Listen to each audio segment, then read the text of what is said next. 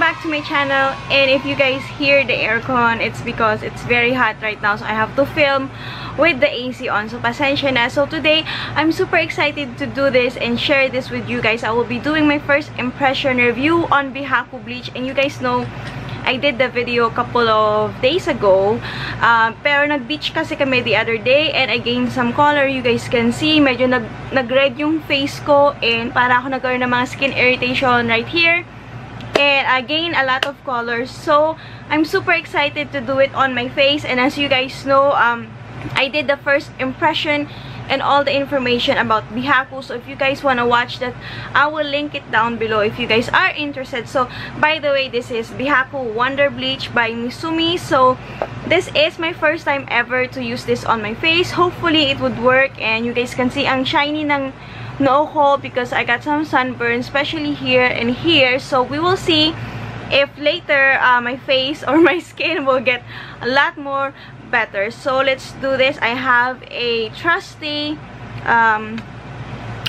brush, and I'm just gonna get the product itself. It's right here, and you guys can see that's how much I've consumed already. I think I already did like the third day application on my bodies, and I'll give you guys an update right around maybe on the 7th day or 8th day, just to let you guys know how much I've consumed and what is like the reaction on my skin or any progress on my skin. So let's get started. Okay, so I'm just gonna grab the product in here, and I'm gonna use you guys as a mirror. So I'm basically gonna use this as a mask on my face.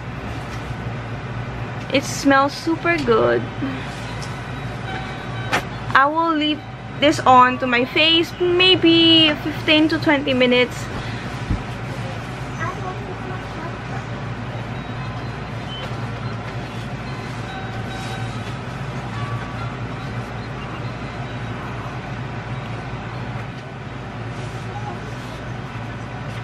If you guys have a spare brush, I would definitely recommend to use a spare brush. It's easier and mas madaling i-spread yung product.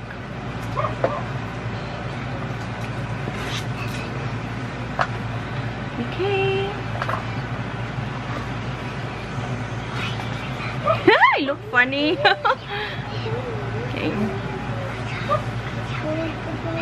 Okay, so I think that's it, and then I'm gonna do the part of my neck also. And so far guys, all I know and all I can smell is goodness from the product itself. No sting, no itchiness, nothing else. It's very soft and it's very easy to apply, and it's super mabango. It smells really good, so I like it that it smells really good and there's no itchiness, so you can definitely leave it longer. Probably gonna leave this on for 20 minutes and then I'll wash it off, and then we will see what's gonna be the effect on my skin. So that's how it looks like now.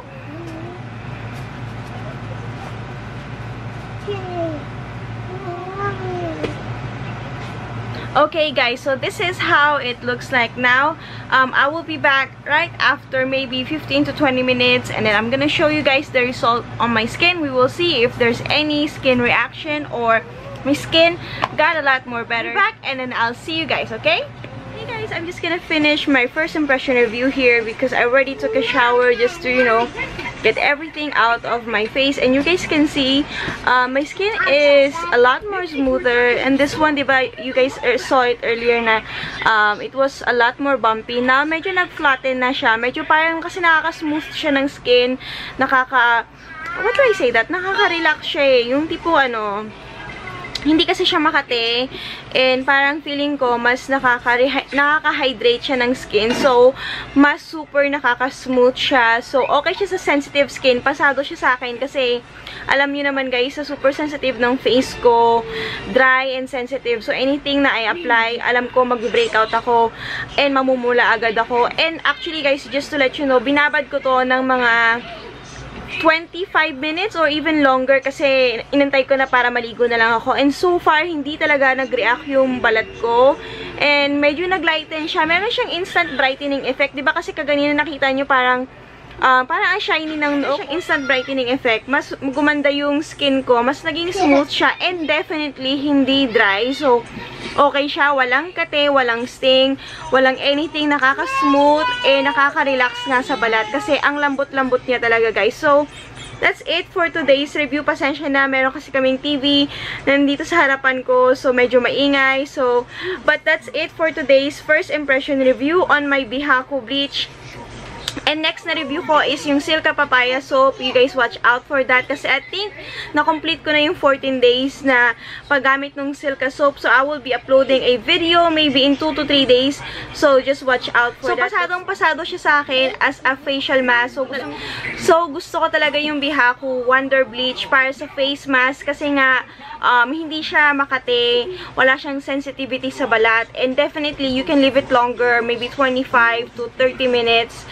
Depends sa comfort level nyo, of course. But for me, okay siya. Hindi nag-react yung skin ko. As you guys can see, hindi namula, diba? And nag-flat yung aking, parang meron akong bug bite dito kaganina. Pero nakita nyo parang nag-flat siya. And mas nakaka-freshen ng face kasi meron siyang instant brightening effect. And you guys can see, nilagay ko rin siya sa leeg ko kaganina. And okay naman siya.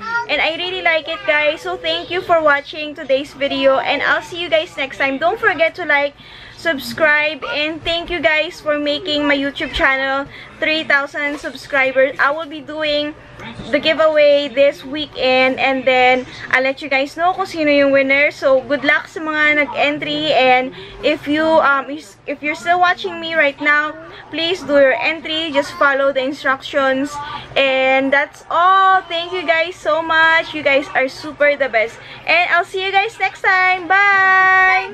Bye-bye!